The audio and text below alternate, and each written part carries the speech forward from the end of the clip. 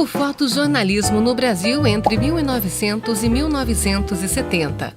Em 20 de maio de 1900 foi publicada a primeira fotografia impressa em uma revista do Brasil, a Revista da Semana.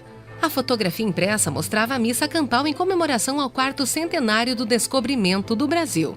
A Revista da Semana tornou-se suplemento do Jornal do Brasil e gerou aumento de seus exemplares, popularizando a fotografia impressa na imprensa brasileira. Durante essa época, as revistas brasileiras se importavam com reportagens de assuntos sociais, políticos e esportivos. Além da Revista da Semana, o Brasil contava com publicações da época em revistas como O Malho, 1902, Cosmos, 1904, A Vida Moderna, 1905, Fonfon, 1906, Liga Marítima e Careta, 1907, A Ilustração Brasileira, em 1908, Selecta, em 1914 e Para Todos, em 1918. A política deu grande avanço para o setor de comunicação, tratando-se da Segunda Guerra Mundial.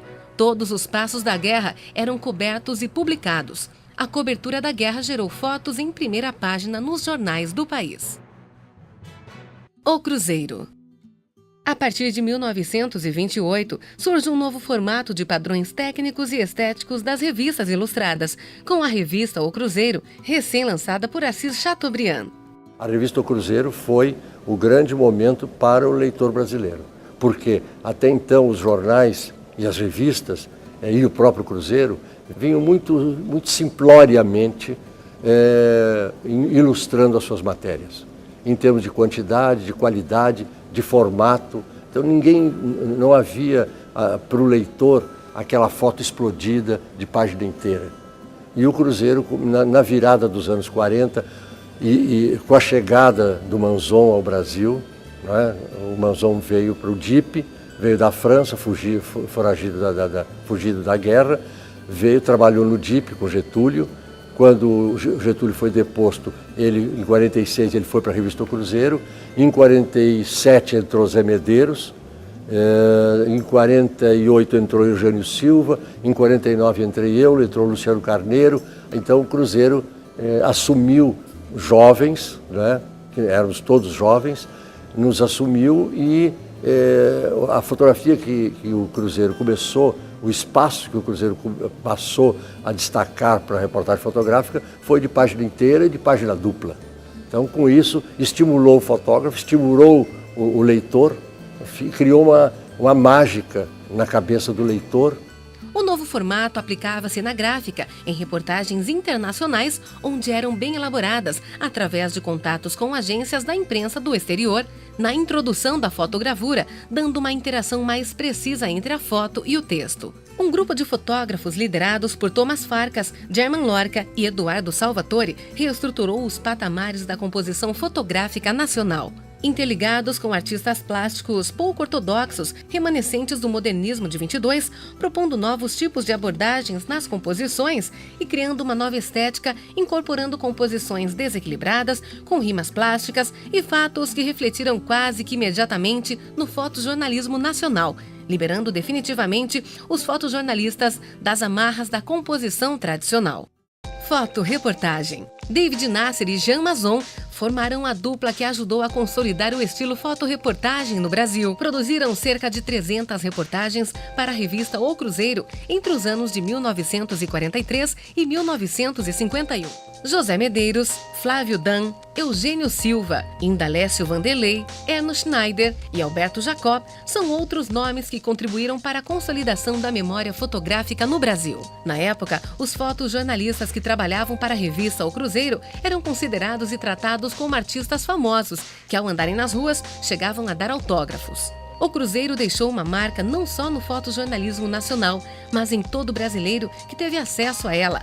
A revista é até hoje o veículo do gênero com a maior longevidade no Brasil, fundada em novembro de 1928 e editada até julho de 1975, ininterruptamente somente de 1943 a 1975.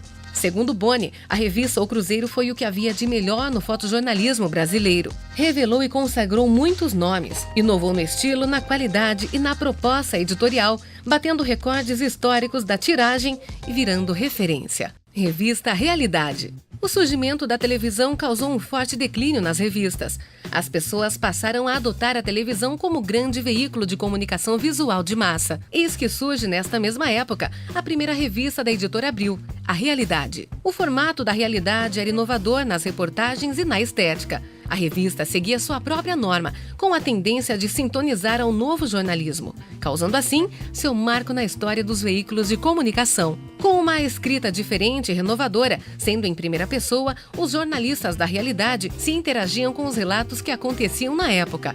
A participação dos jornalistas com os acontecimentos era fundamental. A popularidade da Realidade foi tanta que em 4 meses de existência já tinham sido vendidos mais de 450 mil exemplares. Suas publicações tinham a quem atingir. As reportagens eram bem produzidas e extensas. Por ter sua total liberdade, a revista acabou causando incômodo nas autoridades militares da época. Em sua edição de número 10, Mulher Brasileira Hoje, a revista trazia em uma de suas reportagens a imagem de uma grávida em parto, com as pernas abertas, onde a cabeça do bebê estava à vista.